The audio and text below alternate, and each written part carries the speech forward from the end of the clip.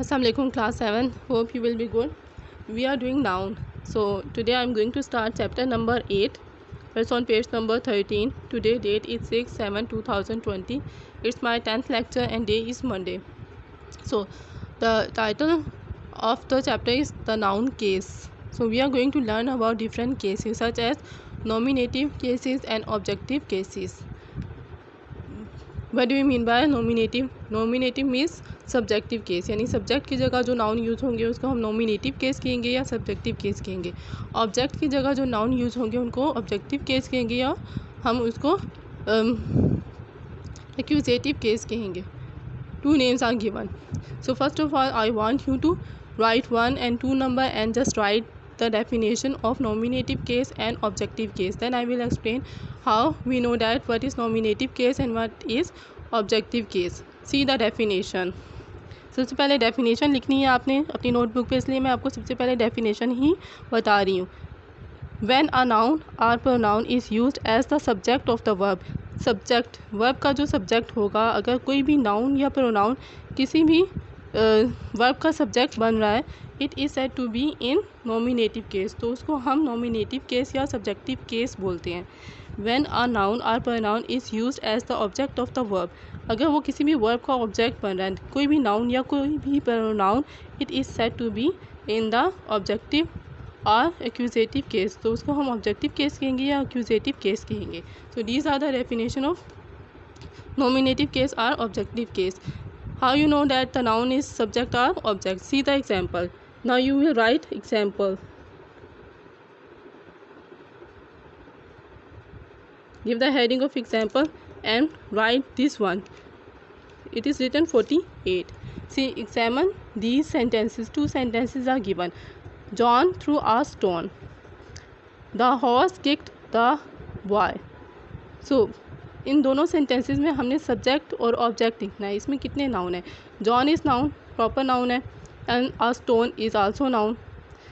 The horse is noun, the boy is noun. Threw and kicked ये verb है।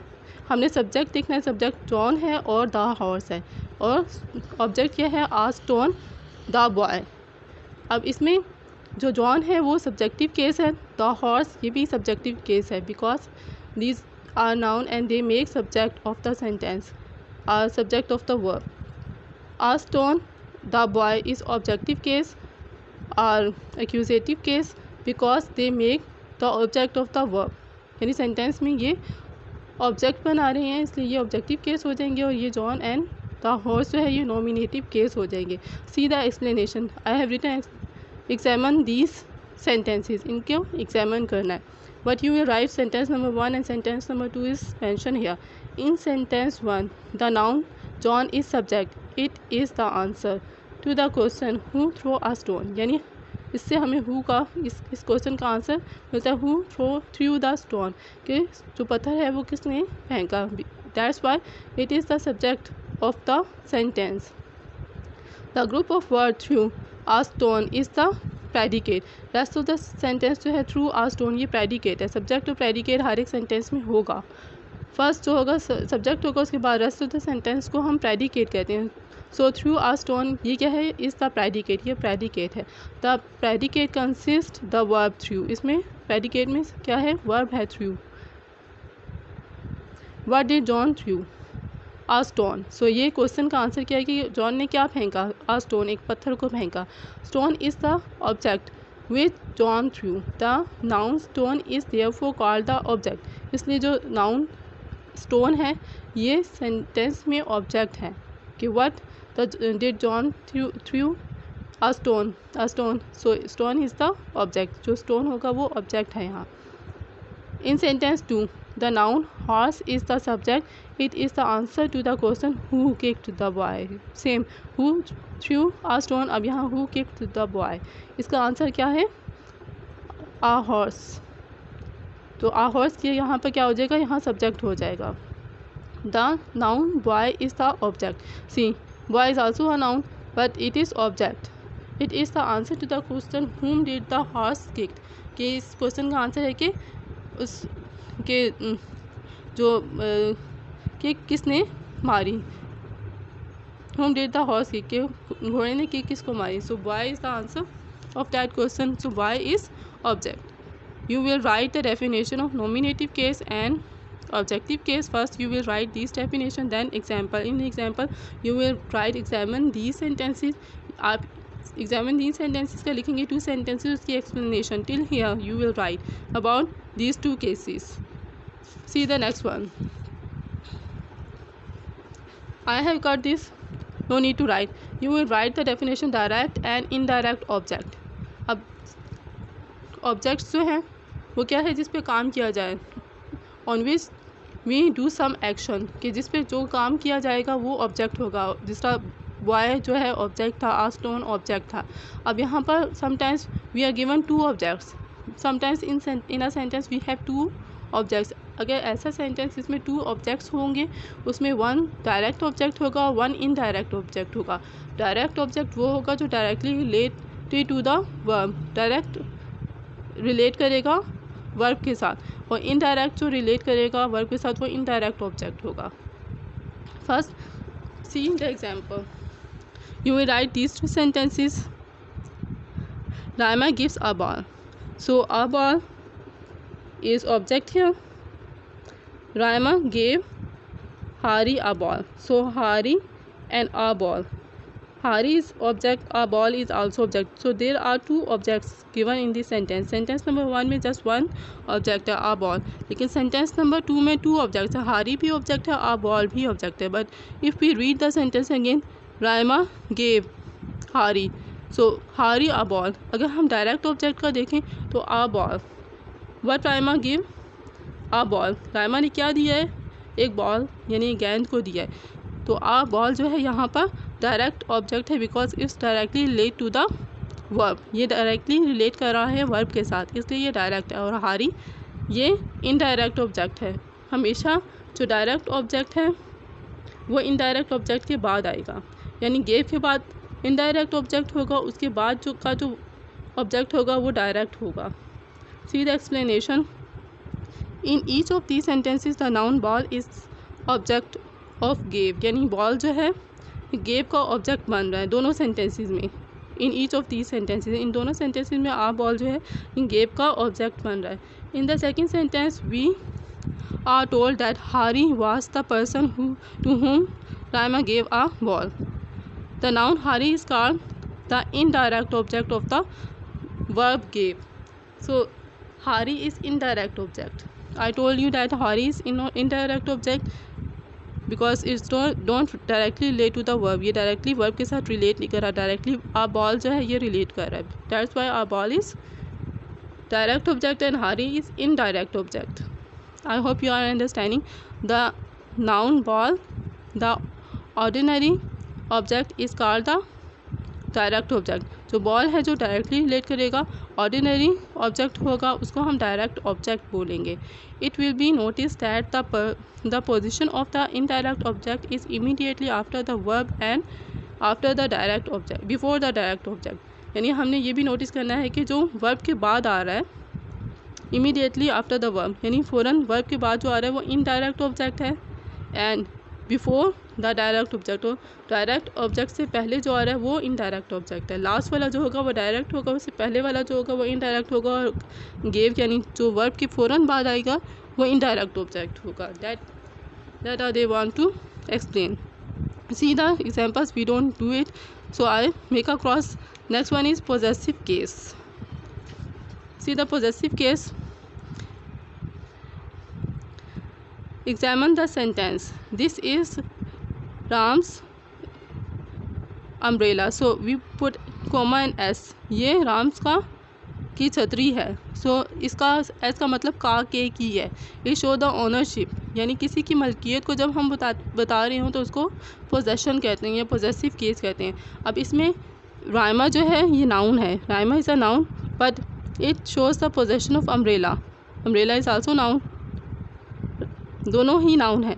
So Ram's umbrella, the umbrella belonging to Rama, के जो umbrella है वो रामा से बिलोंग कर रही है. That's why it is written S. The form of the noun Rama is change to Rama's, so इसको फॉर्म ऑफ नाउन को रामा को हमने रामास कोमा लगा के एस में चेंज किया है। To show ownership of possession, यानी मलकियत को ज़ाहिर करने के लिए, किसी भी चीज़ की मलकियत को ज़ाहिर करने के लिए, या किसी की जो वो चीज़ किससे मुतल्लिका है उसको बताने के लिए हम यहाँ पर एस लगाएंगे, अपॉस्ट्रॉफी एस लगाएंगे, कोमा लगा के एस लगाएंगे। इसका मतलब होगा का के रामा की छतरी। इस तरह से the umbrella belongs to Raima, कि जो छतरी है वो रायमा से मुतल्लिका है, तो ये उसकी ओनरशिप होगी या पोजेशन होगी। The noun Rama's is therefore said to be in the possessive or genitive case, इसको हम पॉजेसिव केस कहेंगे या जेनेटिव केस कहेंगे। सो ये पॉजेसिव केस की एग्जांपल है, हम कोमा लगा के एस या ई एस लगाएंगे। Now there are different rules to make apostrophe, यानी अपॉस्ट्रॉफी कोमा लगा के एस लगाने के डिफरेंट रूल्स हैं। What are the rules? See इस on page number 15। Formation of the possessive case, यानी हम पॉजेसिव केस की फॉर्मेशन के लिए कैसे हम बनाएंगे। First one is when the noun is singular the possessive case is found by adding comma s to the noun, as the boy's book, the king's crown. देखें, boy's के बाद हमने कोमा लगा के एस लगाया, it is singular. If we have singular noun, अगर singular noun होगा हम उसमें जो भी नाउन होगा उसके बाद कोमा लगा के एस लगाएंगे। इस तरह लड़के की किताब, बादशाह का क्राउन, जो उसका वह है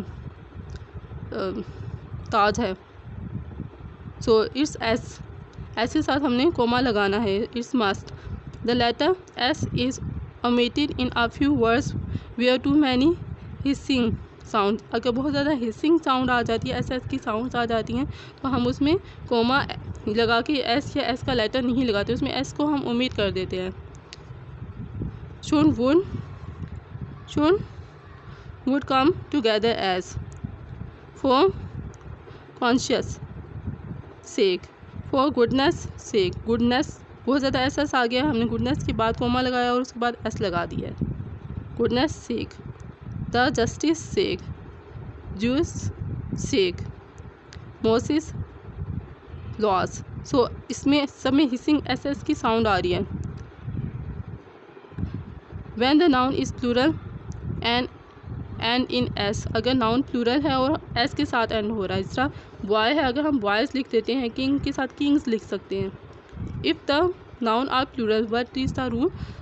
and in s the possessive singular the possessive case is found by adding only an apostrophe such as boys, S के बाद हम apostrophe एस लगाएंगे, boys comma then school, boys school, girls comma school, horses comma tails। I hope you have understand, we are putting as commas here। Next one, third, when the noun is plural but does not end in s, अगर plural है और उसके आखिर में S नहीं आ रहा था, apostrophe sign is found by adding comma and s, तो अपॉस्ट्रॉफी के साथ हम कोमा और एस लगाएंगे। बहुत से नाउन्स ऐसे हैं जिनमें प्लूरल में हम एस नहीं लगाते, इस तरह मैन है, वुमेन है, अगर इस तरह से कोई वर्ड हो, MEN आ गया है, प्लूरल आ गया, तो आप उसमें कोमा लगा के एस लेंगे। मैंस क्लब, चिल्ड्रंस कोमा लगा के s, children's book. I hope you have understand the rules. First 3 rules are given. If singular noun we will put comma and then s. If we have hissing sound we put comma after the word. If we have plurals, अगर s के साथ plurals बनाए हुए, then we put comma after s, and if we have plural which don't have s at the end, then we will put comma and then put s, कि उसमें हम comma लगा के फिर s लगाएंगे।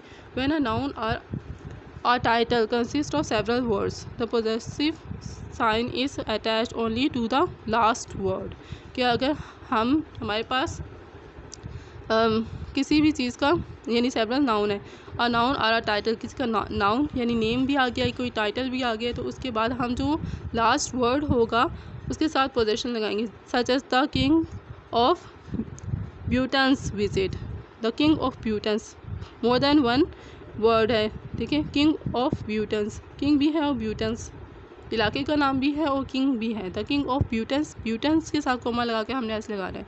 Visit, one example is enough, so just do it, just write one example. See 57, when two nouns are in opposition, the possessive sign is put on the letter only. So उसके जो last letter होगा उसके साथ हम लगाएंगे अगर two nouns आ जाते हैं ना रो, एज सी दैट अ टार्गोन the poet's horse. So poet's horse, poet's के साथ हमने लगाया Tagore, Tagore is the name, that is Tagore the poet's horse. Tagore जो है पोइट के घोड़े का नाम है, ठीक है। Tagore the poet's horse, poet's के साथ हमने अपॉस्ट्रोफी एस लगानी है एंड देन राइट हॉर्स, यानी 3 नाउन्स हैं यहाँ, टैगोर, पोइट्स एंड हॉर्स। लेकिन पोइट्स जो शायर है उसके घोड़ा है, तो इसलिए हमने लास्ट जो लेटर है उसके साथ हमने कोमा लगा के एस लगाना है। Also when two nouns are closely connected the possessive is put to the latter, यानी जब भी 2 नाउन्स होंगे उसके एक दूसरे के साथ कनेक्ट होंगे, एंड के साथ आ जाएगा, तो भी हमने जो नेक्स्ट लास्ट लेटर होगा, जो लेटर होगा उसके साथ हमने अपॉस्ट्रोफी एस लगाना है। Karim and Salman's bakery, so Salman, Salima के बाद कोमा और एस आएगा। Karim and Salima Salma's bakery, so one example is enough. And के साथ अगर 2 नाउन्स आ रहे हैं तो हमने लेटर जो होगा नाउन उसके साथ हमने एस लगाना है।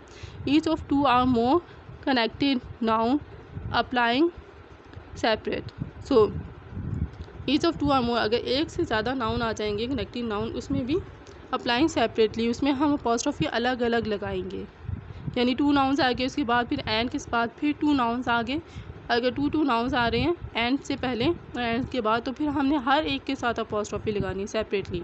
यहाँ तो जस्ट 1 था और फिर एंड के बाद फिर 1 नाउन था, अगर 2 नाउन्स आ जाते हैं एंड से पहले और 2 नाउन्स एंड के बाद आ जाते हैं तो उसके साथ हमने सेपरेट जो है अपॉस्ट्रोफी लगानी है। सीधा एग्जाम्पल, राजा रोज़, राजा रोज़ 2 नाउन्स आगे राजा हैं, रोज़, राजा रोज़ से रोज़ के बाद हमने अपॉस्ट्रोफी एस लगाना है, एंड आर के नयरन्स नावल, आर के नयरन्स के बाद comma and then apostrophe novel, Raja Rao's and R के Narayan's novel. I hope you have understand how we put apostrophe. That is your home task. You have to write all of these rules to make apostrophe to show the possession. I am doing till here. Rest of the activities I will do tomorrow. Best of luck. Allah Hafiz.